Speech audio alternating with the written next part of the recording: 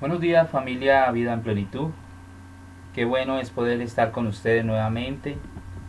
Qué bueno es poder compartir algunos temas que nos pueden ayudar en la comprensión de todo lo que hemos estado hablando, de todo lo que el pastor Jorge nos ha venido hablando en estas dos últimas enseñanzas acerca de ese primer Adán y ese postrer Adán, acerca de esa vida impartida en nosotros. Y para comprender un poquito más esto, pues yo quiero adentrarme, pero digámoslo, por encima, digamos, a un tema tan interesante que es el ser humano integral.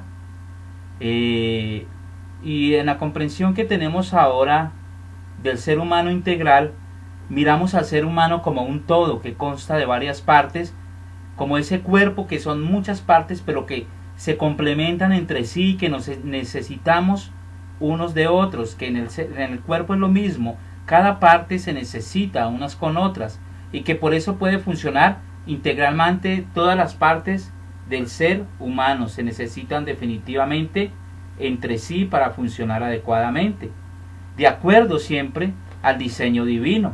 Pocas veces nos detenemos a mirar el cuerpo humano, pocas veces nos detenemos a mirar la constitución del cuerpo humano, pero de acuerdo al diseño divino, todo está tan hecho magistralmente que todas las partes se conectan entre sí y todas funcionan unas con otras. Primera de Tesalonicenses 5:23, quiero leérselos y quiero que usted de pronto vaya tomando nota de los textos que le llaman la atención o las preguntas que usted tenga para que después de que nos conectemos por Zoom usted pueda bien hacerlas.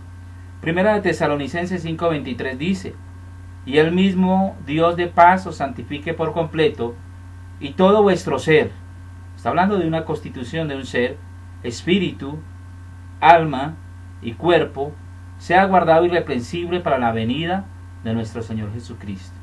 La constitución de nuestro ser, espíritu, alma y cuerpo.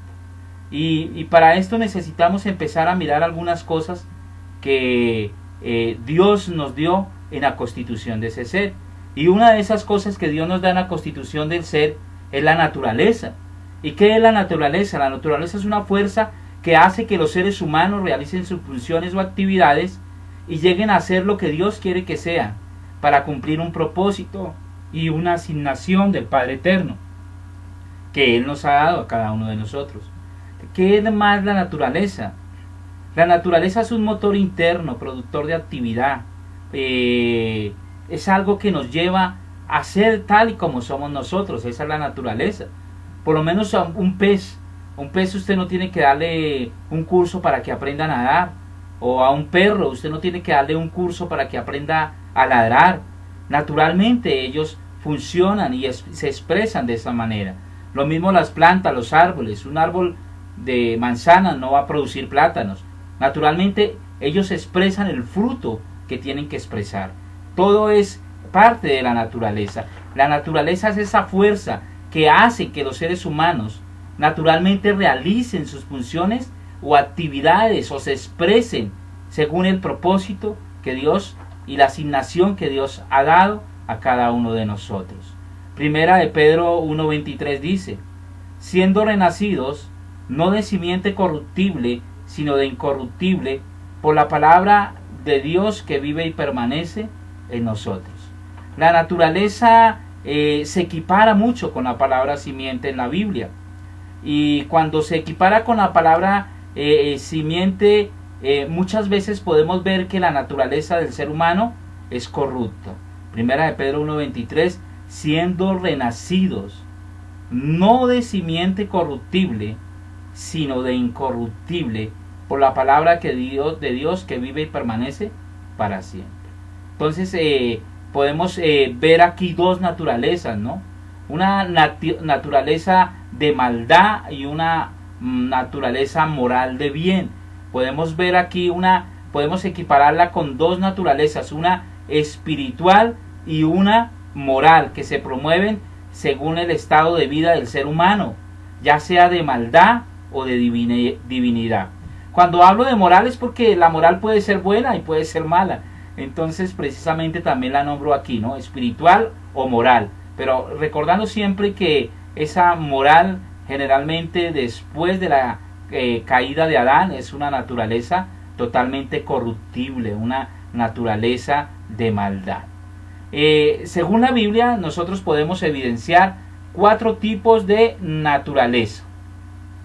La naturaleza divina que solo la posee Cristo, ¿no? Que es la imagen y semejanza perfecta de Dios y es portador de sus atributos divinos. Él era hombre, pero él también era Dios. Pero cuando se incorporó en un cuerpo físico, pues de lógico que hubo limitantes, que eso lo entendemos cada uno de nosotros. Esta naturaleza divina no trabaja por el tiempo cronos, sino trabaja en un tiempo kairos, en un tiempo donde Dios opera, en un tiempo desde la eternidad, pero es una naturaleza que se hace visible en la tierra. Esa naturaleza es una naturaleza perfecta. Estoy hablando de la naturaleza de Cristo, la naturaleza divina. Naturaleza angelical es un estado intermedio entre la naturaleza divina y el hombre, y la Biblia la nombra cuando dice que Jesús fue hecho un poco menor que los ángeles, ¿no? En Hebreos 2, 7 y 9. También la Biblia lo nombra cuando nos habla de los espíritus ministradores que están puestos aquí a favor de los escogidos, que está en Hebreos 1.14. Hebreos 1.14 dice: ¿no son todos espíritus ministradores enviados para el servicio a favor de los que son herederos de la salvación? Esa naturaleza angelical es un estado intermedio entre la naturaleza divina y la naturaleza del hombre. Naturaleza humana. De acuerdo a la semejanza de Dios es esta naturaleza, pero está limitada por un cuerpo, está limitada por el tiempo, está limitada por las características que tiene el ser humano y está limitada por la filogenia. ¿Qué es la filogenia? La filogenia es el estado del ser humano de crecer, de nacer, crecer, reproducirse y morir. Es como toda la estructura del ser humano en su funcionamiento. Esa es la filogenia. La naturaleza humana, ¿no?, está limitada. Acordémonos de eso. Y hay una naturaleza pecaminosa o adámica, que se le llama también naturaleza terrenal. En Colosenses 3.5 se le llama naturaleza terrenal. Vamos a mirar Colosenses 3.5. Haced morir pueblo terrenal en vosotros, fornicación, impureza, pasiones desordenadas, malos deseos y avaricia, que es idolatría. Entonces aquí se le equipara a esta naturaleza pecaminosa o adámica con una naturaleza terrenal. Es heredada a causa de la desobediencia de Adán, es la expresión del viejo hombre. Muchas veces pecamos por causa de ella. No somos pecadores porque cometemos pecados, porque es nuestra naturaleza de pecado la que nos lleva a hacerlo. Romanos 7:25. Haced morir pueblo terrenal en vosotros, fornicación, impurezas, pasiones desordenadas, malos deseos y avaricia, que es idolatría. Romanos 8:3. Porque lo que era imposible para la ley, por cuanto era débil por la carne, Dios, enviando a su Hijo en semejanza de carne de pecado, y a causa del pecado condenó al pecado en la carne. Entonces tenemos que entender que esa naturaleza es una naturaleza que no es la que nosotros tenemos como hijos de Dios. Aquellos que niegan la naturaleza de pecado o esta naturaleza pecaminosa se engañan a sí mismos, pues todos los seres humanos nacimos con esta naturaleza de pecado. Primera de Juan 1:8. Si decimos que no tenemos pecado, es decir, naturaleza de pecado, nos engañamos a nosotros mismos y la verdad no está en nosotros. ¿Y quién es la verdad? Cristo Jesús. Solo Cristo definitivamente puede vencer la naturaleza de pecado que está en nosotros. Por eso el apóstol Pablo lo podía decir cuando mirábamos la vez pasada, en un jueves, de que Pablo expresaba: miserable de mí, ¿quién me librará del cuerpo de esta muerte? Porque el mal que no quiero hacer, ese hago. Definitivamente Pablo entendió que solo Cristo es el que en nosotros podemos vencer esa naturaleza. Cristo en nosotros nos lleva a vencer esta naturaleza de pecado. Gálatas 2:20 precisamente es un texto que nosotros hemos mirado mucho y que el apóstol Pablo expresa de ese triunfo de Cristo por cada uno de nosotros. Con Cristo estoy juntamente crucificado y ya no vivo yo, mas vive Cristo en mí, y lo que ahora vivo en la carne, en mi humanidad, lo que ahora vivo en mi humanidad, lo vivo en la fe, en la naturaleza del Hijo de Dios, el cual me amó y se entregó a sí mismo por mí. Qué maravilloso privilegio que tenemos nosotros de ser sus hijos y de entender la realidad donde Él nos ha establecido. Qué maravilloso privilegio. Y estas cuatro naturalezas son las que están en cada uno de nosotros, ¿verdad? Nosotros fuimos constituidos por el Padre en su naturaleza divina. Nosotros tenemos una naturaleza humana, pero gracias a ese Cristo impartido a nuestras vidas, que fue hecho un poco mejor de los ángeles, esa naturaleza pecaminosa fue derrotada en la cruz y ahora con Cristo somos más que vencedores. Qué privilegio, qué honor ser un hijo de Dios. Pero todo esto nos lleva al entendimiento de la constitución del ser, de lo que somos en Él. Y por eso también tenemos que entender la vida. ¿Qué es la vida? Es la propiedad o cualidad esencial de los seres vivos, donde se desarrollan en un ambiente adecuado. La biología dice que la vida es nacer, crecer, reproducirse, morir. También se dice que la vida es una fuerza interna que permite funcionar a aquel que la posee. Es la naturaleza operativa y demostrativa. O sea, la vida, la naturaleza que yo tengo, me lleva a expresar en la vida lo que yo soy. Aquí estamos ya comprendiendo que todo está vinculado y que Dios encajó las piezas perfectamente, que nada se salió de su diseño divino, de su arquitectura divina, de esa arquitectura celestial en la que fuimos constituidos nosotros como seres humanos. Todo es tan perfecto, hecho por Dios, que como dijo un gran hombre de ciencia, me bastaría a analizar un puñado de tierra para saber que existe Dios. Y es una realidad, es una realidad. Todo está encajado en la naturaleza, en la vida, de una manera tan maravillosa que a veces no la entendemos naturalmente, pero con nuestros sentidos espirituales que vamos a ver ahorita, sé que podemos entenderla y funcionar en ella. La vida espiritual es la esencia misma de Dios. Esa vida espiritual es la esencia misma de vida de Dios. Juan 14:6 dice: Jesús dijo: yo soy el camino, la verdad y la vida, nadie viene al Padre sino por mí. Juan 1:4 dice: en él estaba la vida, y la vida era ¿qué? La luz de los hombres. ¿En quién estaba la vida? En Cristo. ¿Y quién es Cristo? Pues Dios mismo. Él se hizo hombre. Tenemos que mirar, según la Biblia también, hay 4 tipos de vida que son muy interesantes. Martica inclusive nos nombró algunas, y Carlitos en el domingo pasado, y creo que es interesante también observarlas. La vida bios. ¿Qué es la vida bios? Es la vida física o biológica. Incluye la filogenia, lo que ya les dije que era la filogenia, y desarrolla características específicas en cada individuo, como por ejemplo sus huellas digitales, sus rasgos físicos, su cadena de ADN, su iris, que es diferente en todos los seres humanos. Esa es la vida bios, es la vida física o biológica. Pero está también la vida suken, dicen siken, suken, es el término que más me gusta a mí. La vida suken es la vida psíquica, es la parte sensorial del ser integral, se refiere a lo conductual, se refiere a la naturaleza de la mente, se refiere al ser almático. Cuando se desarrolla esta vida totalmente, se determina una independencia de Dios.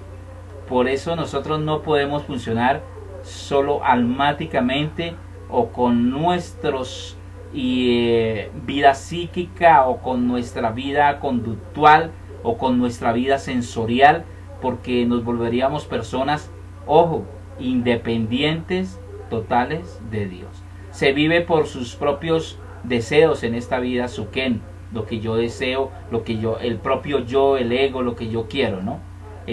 Por eso se habla de esa vida almática, que inclusive está en la Biblia, ¿no? En Génesis 2:7 podemos ver esa vida almática. Entonces Jehová Dios formó al hombre. Ahí vemos la vida bios, formación del hombre. Pero también vamos a ver la vida almática, el polvo de la tierra, y sopló en su nariz aliento de vida, y fue el hombre un ser viviente. La traducción original no dice ser viviente, sino dice que fue un alma viviente, es decir, un alma a la cual se le dio un cuerpo para que pudiera vivir. Entonces eso es muy diferente. Pero también hay otra vida, ¿no? Vida bios, vida suken, pero hay una vida que se llama vida anástrofe. Y esta vida anástrofe es un conjunto de actitudes o comportamientos que desarrollan las personas.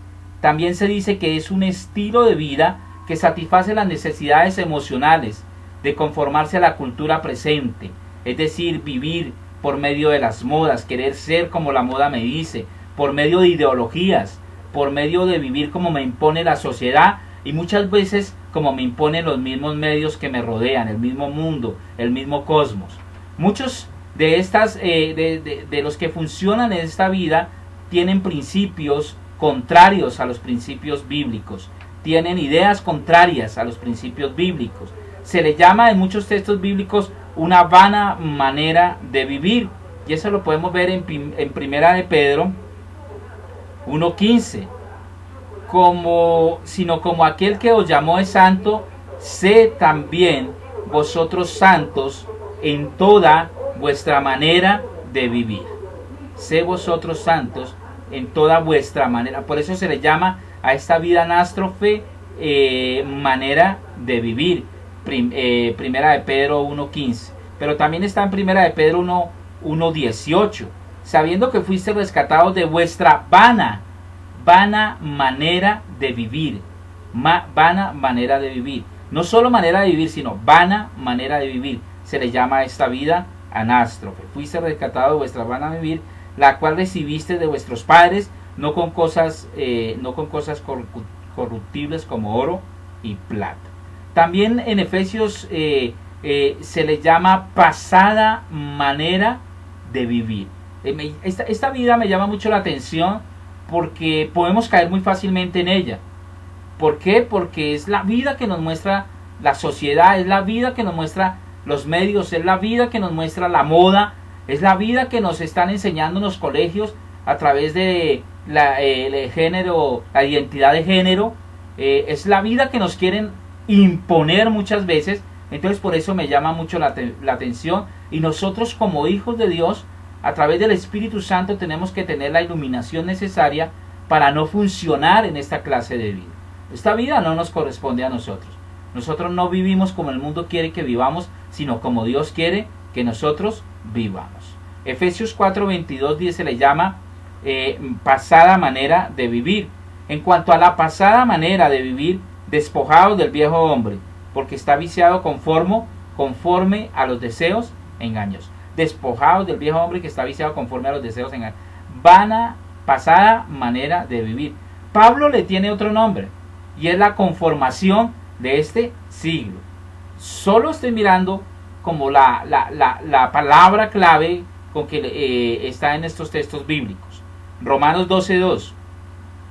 No os conforméis a este siglo, sino transformados por medio de la renovación de vuestro entendimiento, para que comprobéis cuál sea la buena voluntad de Dios, agradable y perfecta. No os conforméis a este siglo. No vivamos conforme a este siglo, dice el apóstol Pablo, sino transformes. Cambie esa manera de pensar. Si eres bombardeado por los medios, si te quieren imponer esta vida, no se conforme, dice el apóstol Pablo, sino que nosotros tenemos una vida diferente. Y esta es la vida que vamos a mirar ahorita, y es la vida Zoe. La vida Zoe tiene que ver con la misma vida de Dios, como un principio, es como una manera de vivir de acuerdo a Jesucristo. Cristo es el portador de esta vida en plenitud.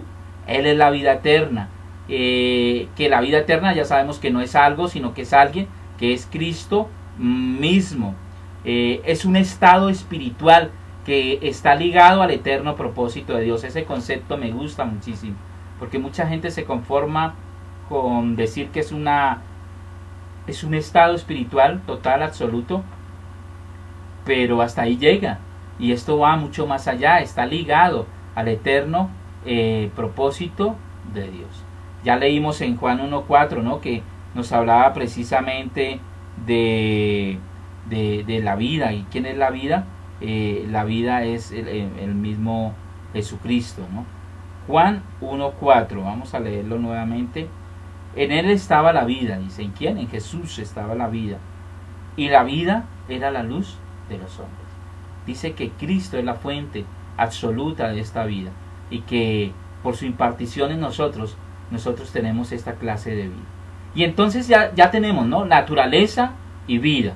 Pero esto tiene que ir mucho más ya expresivo a nuestro ser.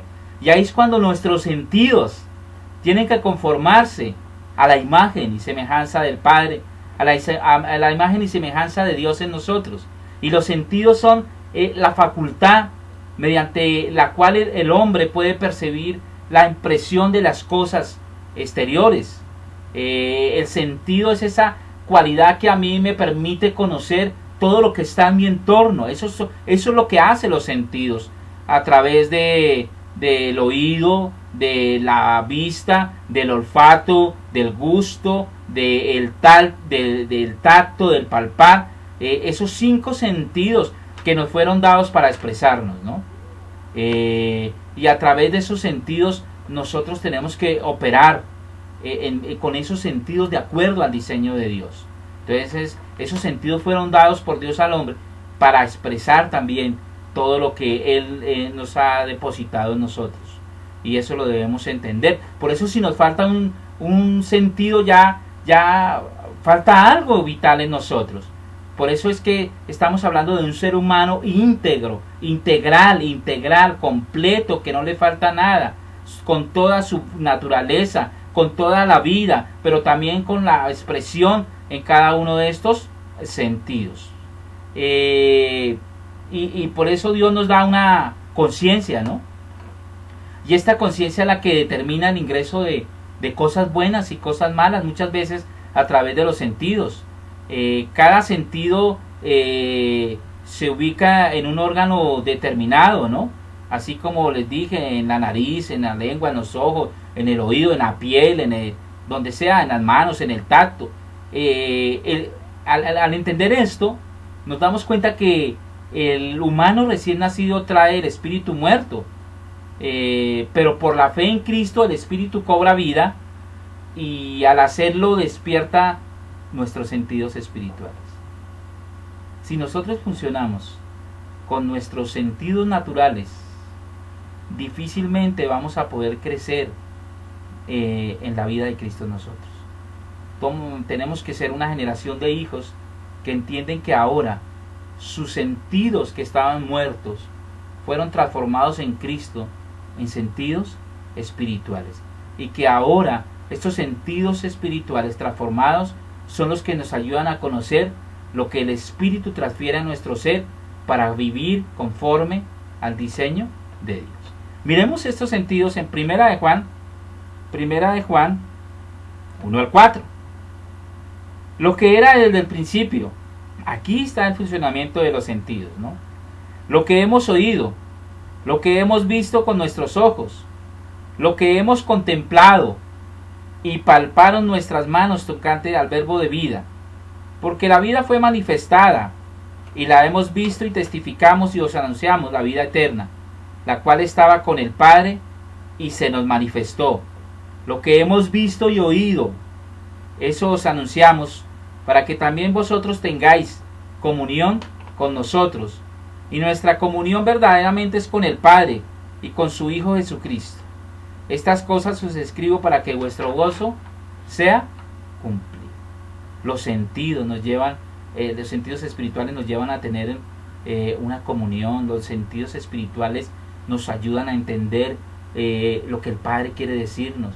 Por eso es que el Evangelio es locura a los que se pierden, porque no han desarrollado su sentido. Yo ahora puedo entender muchas cosas a través de estas enseñanzas.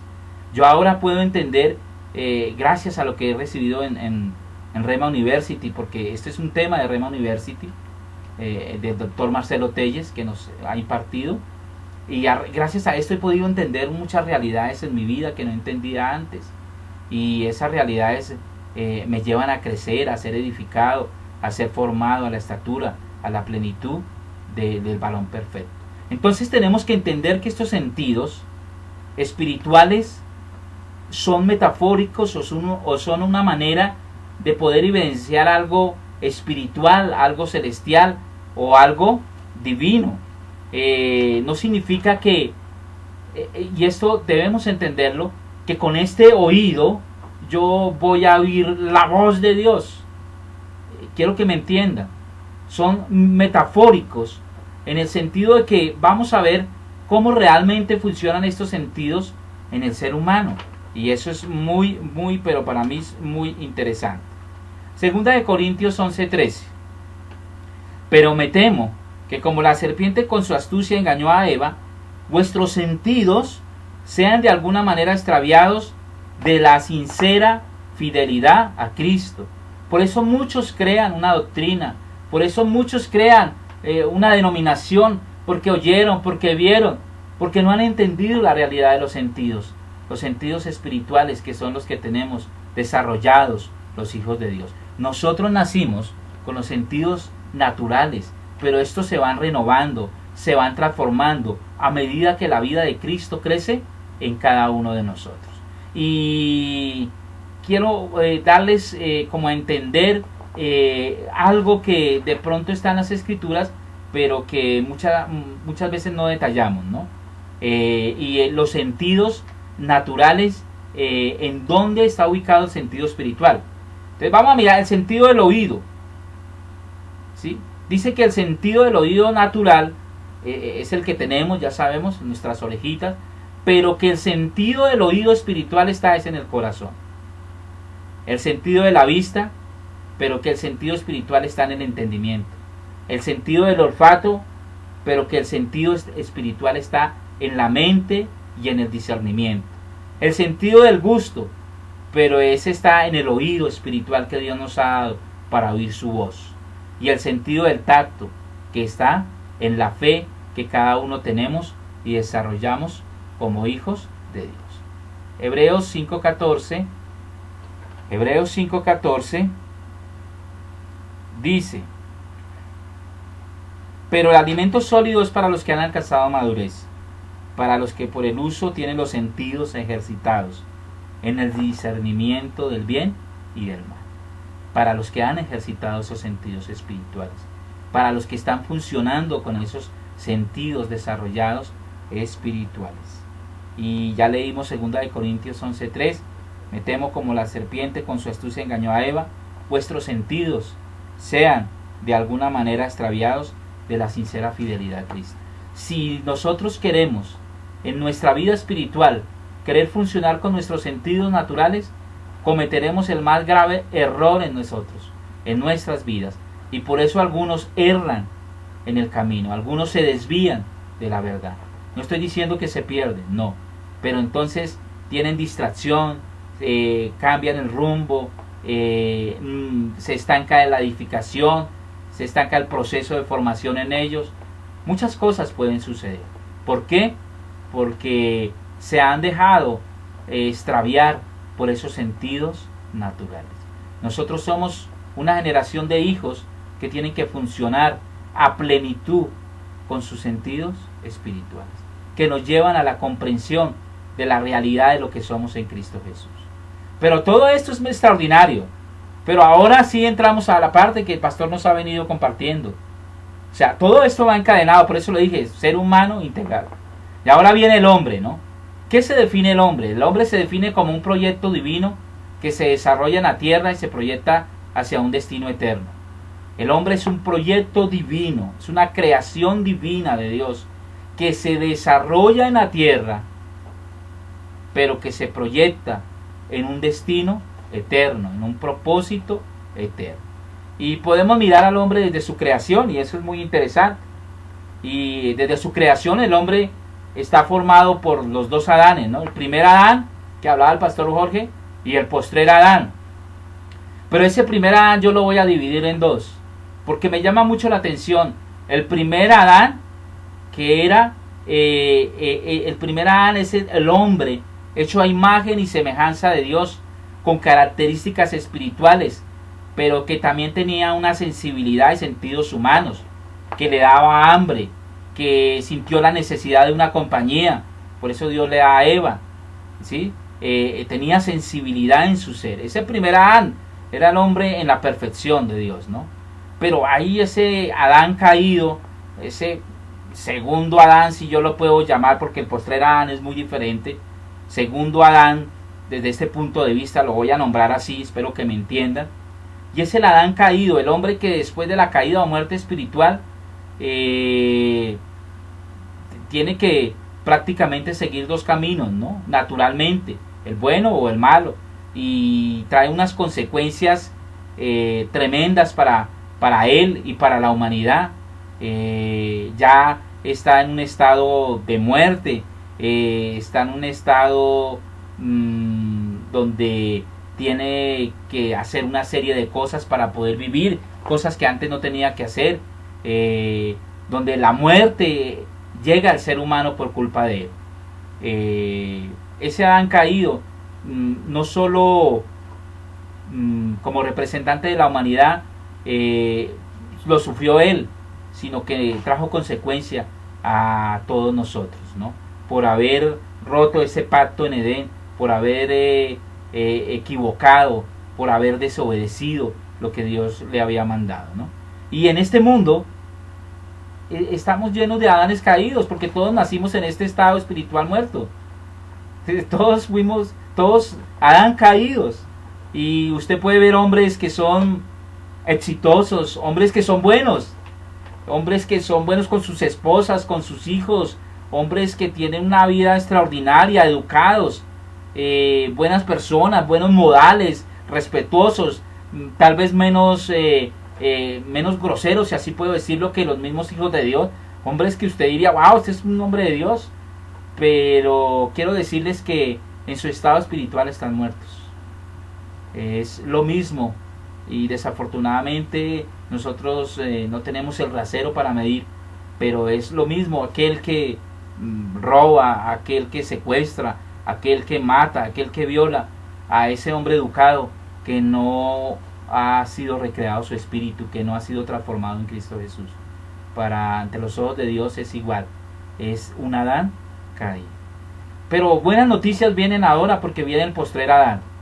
Y el postrer Adán es ese espíritu vivificado enviado a la tierra para producir una nueva criatura y para producir una nueva creación. El postrer Adán es Cristo mismo, es el antes de todo, Él es el eterno, es el marcador del tiempo, de épocas. Por eso la historia se dividió en dos en Cristo Jesús.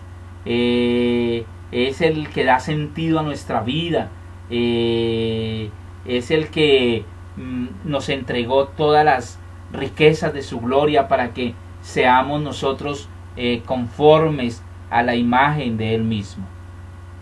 Debemos entender ese postrer Adán como el pastor Jorge nos lo estaba enseñando el domingo pasado, ese espíritu vivificante, no un alma viviente solamente, porque el alma viviente solo vive en su estado natural. Por eso la importancia de mirar todo esto. Pero el espíritu vivificante va mucho más allá, le da vida y vida eterna a sus hijos, a sus escogidos, por los cuales Él se decidió, ¿no? Y aquí ya podemos evidenciar a través de este primer Adán y este postrer Adán, que ya en la formación de Cristo en la vida del hombre vienen varias clases de hombres, ¿no? Está el hombre natural, que es un hombre que no conoce la vida espiritual para nada, no conoce la vida de Dios, no ha sido impartida la vida de Dios en su vida. Está el hombre carnal, que es un hombre que ha sido transformado, que no, más que transformado no, es un hombre que ha recibido la vida de Dios, la vida de Cristo en él, pero las pasiones de este siglo, como habla la parábola de la semilla del buen sembrador, las pasiones de este siglo lo ahogan, las pasiones de este siglo lo atrapan, y entonces no desea vivir esa clase de vida espiritual que debe vivir. Y está el hombre espiritual, de la cual somos todos nosotros, hijos de Dios con una vida conforme al diseño de Dios, a la verdad de Dios, que vivimos y manifestamos la vida de Dios en cada uno de nosotros. Este hombre natural, este hombre carnal y este hombre espiritual están definidos por la madurez o el crecimiento de la semilla de Cristo en cada uno de ellos. El natural no tiene la semilla, el carnal la tiene, pero esa semilla no quiere crecer, esa semilla está seca, no quiere madurar, y el espiritual está en un constante crecimiento de la semilla de Cristo. También está el hombre viejo y el hombre nuevo, ¿no? La naturaleza caída y una nueva naturaleza, ¿verdad? De acuerdo a su estado espiritual, hombre viejo o hombre nuevo, en la realidad que posee. Y está el hombre interior y el hombre exterior. Esto es de acuerdo a la expresión que manifiesta. El hombre interior es esa naturaleza que nos lleva o nos impulsa a ser como nosotros debemos ser. Y ese hombre exterior es el que está manifestando la realidad de ese hombre interior. Es lo que manifestamos en nuestro entorno de vida. Segunda de Corintios 5:17. Segunda de Corintios 5:17. De modo que si alguno está en Cristo, nueva criatura es. Las cosas viejas pasaron y he aquí todas son hechas nuevas. ¿Todas son hechas qué? Nuevas. Las cosas viejas pasaron, ¿no? Pero aquí nos está hablando de modo que si estamos en Cristo, tenemos una naturaleza diferente, tenemos una vida diferente, tenemos unos sentidos que funcionan espiritualmente y tenemos un nuevo hombre que nos lleva a expresar toda la vida de Cristo. ¿Ven la importancia de mirar cada una de estas? Y esto es un repasito, como dicen, así por encimita. Si profundizáramos en cada uno de estos temas, a nosotros nos llevó una semana cada uno de estos temas, una semana estudiar cada uno de estos temas, análisis, trabajos, toda una infinidad de cosas. Aquí estamos dando un brochacito por encima para que podamos entender un poquito más la expresión de este nuevo hombre, ¿verdad? La expresión de este nuevo hombre que por medio de Cristo en los hombres. El hombre interior es regenerado, es renovado, pero no es reparado o remendado, no, es una nueva criatura, es un nuevo ser con la palabra kainos, de nuevo en su naturaleza, en su esencia.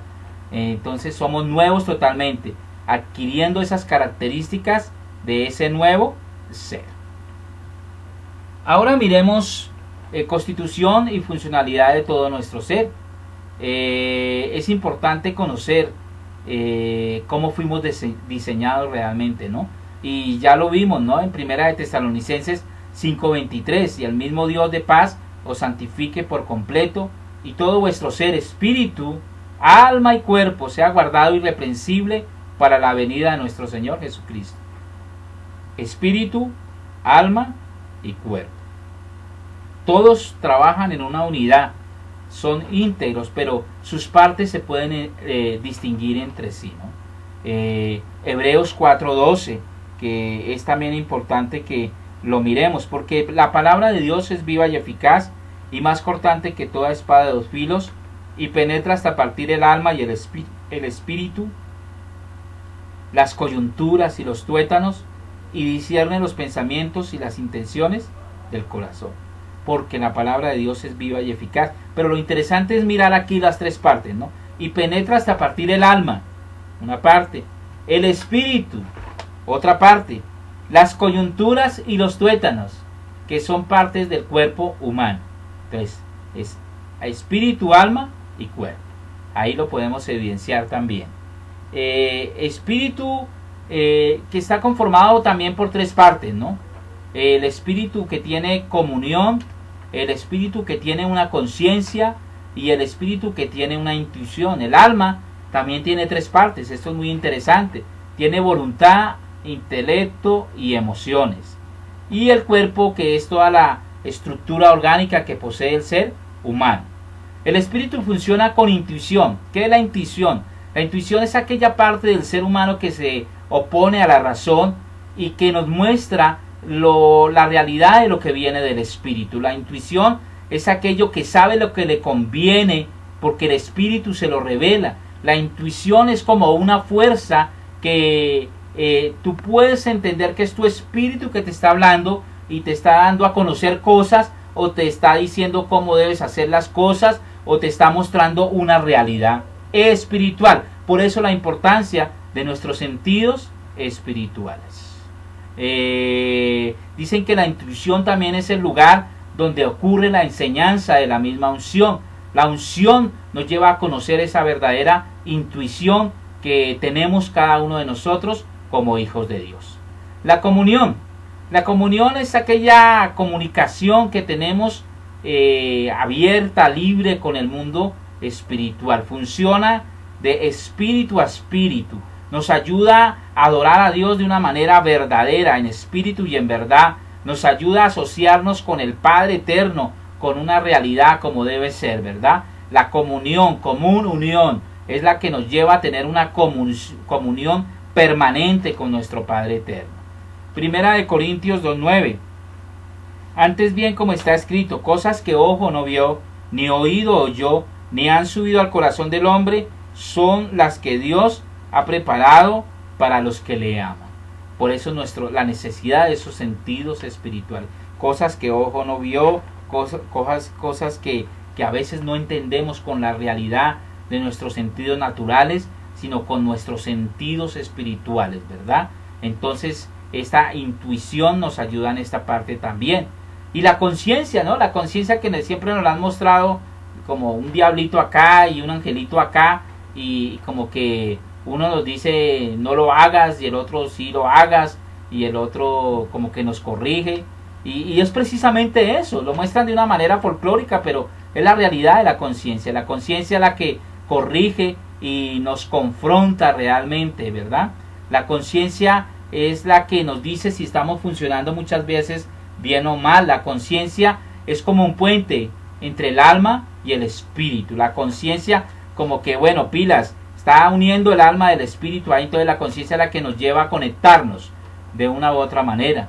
La conciencia que está totalmente llena del Espíritu Santo nunca tendrá reproche alguno.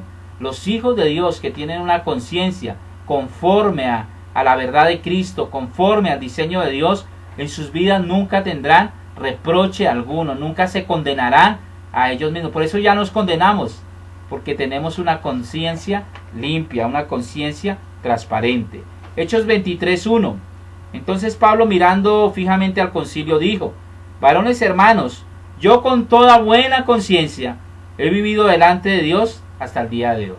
Así somos nosotros, como el apóstol Pablo, que nos podamos parar frente a la gente y le podamos decir: mira, hermanos, yo con buena conciencia he actuado en todo tiempo, en todo lugar, delante de ustedes. Eso sería totalmente maravilloso, entender la realidad de nuestra conciencia, ¿no? La que nos dice cómo estamos funcionando.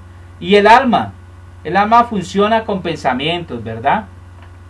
El alma que contiene esas tres partes también: voluntad, intelecto, pensamiento y emociones. Entonces el alma funciona con pensamientos, que son todas esas cosas que se conciben como en la mente, pero que en el intelecto, pero que se traen a existencia, ¿no? Y las emociones también funcionan en el alma, que es un producto que se activa cuando detectamos algún peligro. Mire que las emociones no son malas. Las emociones se activan cuando tú detectas un peligro y nos ayudan a reaccionar muchas veces con rapidez cuando lo necesitamos. Están unidas al corazón las emociones muchas veces, pero siempre, absolutamente siempre deben de estar gobernadas por Dios. Jesús lo dijo, ¿no? Airaos, pero no pequéis. Explotó esa emoción, pero no llegue al extremo de que lo pueda llevar a cometer un acto que sea en contra de Dios, un pecado, ¿verdad? Deben siempre estar gobernadas por Dios. Y la voluntad es la actitud de decidir y ordenar la propia conducta. Es lo que esa fuerza que me lleva a tomar decisiones, a realizar algo con intención de un resultado. Es la fuerza que me da impulso en el alma para orar muchas veces, ¿sí? Esa es la voluntad. La importancia de entender toda esta realidad que tenemos nosotros para funcionar de acuerdo al diseño y a la verdad de Dios. ya en el cuerpo, que es todo ese ser orgánico que está, que somos nosotros mismos, con todos los órganos y todo eso, ¿no? Entonces, todo esto que usted ve aquí ya se evidencia en el cuerpo. Ya empezamos a entrar, el cuerpo es el que nos lleva a entrar en contacto con todo lo material, ¿no? A ser conscientes de la realidad que vivimos. Entonces, por el Espíritu nos comunicamos, tenemos comunión con Dios, y el alma es el punto de encuentro entre el Espíritu y el cuerpo. Y el cuerpo es la expresión de estos dos en la tierra, de tanto el alma como el Espíritu, ¿no? El cuerpo es el que expresa. Si mi alma funciona solamente con los sentidos naturales, ¿qué es lo que va a expresar? Si mi alma no ha sido permeada por el gobierno de Dios, ¿qué va a expresar? Ahora, si mi espíritu aún más no ha sido transformado, no ha sido gobernado por esa gracia de Dios, pues ¿qué es lo que va a expresar? Y si aún ya Dios se decidió por mí, me transformó, me renovó, y estoy en un proceso de formación, pero mi alma quiere gobernar y mi espíritu apenas está como una semilla en la cual quiere crecer esa vida de Cristo, ¿qué es lo que estamos expresando? Esa es una pregunta que debemos hacernos cada uno como hijos de Dios. La conciencia, ¿no? La conciencia es como una estructura, ya lo dijimos, de principios, ¿no? Donde hay un sistema de valores, donde la misma conciencia nos da testimonio de lo que ya conocemos. La conciencia es una guía confiable siempre y cuando esté gobernada totalmente por Dios. Si la conciencia no está gobernada por Dios, creo que la conciencia no será confiable en el sentido de la medida que nos está dando, de los valores que nos está dando, de los principios que nos está dando. La conciencia o más bien cuando la conciencia ha sido renovada por el Espíritu, ya vimos que jamás nos condenará. Actuar en contra de una conciencia renovada es pecado, porque es como llevarle contraria a la razón espiritual que está en cada de nosotros. Pero hay algunas también alteraciones de la conciencia, y la Biblia las nombra, ¿no? Puede ser cauterizada, puede ser corrompida y puede ser totalmente desconfiable. Primera de Timoteo 4:2. Primera de Timoteo 4:2. Por la hipocresía de mentirosos que teniendo cauterizada la conciencia. Una conciencia cauterizada, ¿no? Una conciencia corrompida, una conciencia totalmente desconfiable. Tito 1:15. Todas las cosas son puras para los puros, mas para los corrompidos e incrédulos nada les es puro, pues hasta su mente y su conciencia están corrompidas.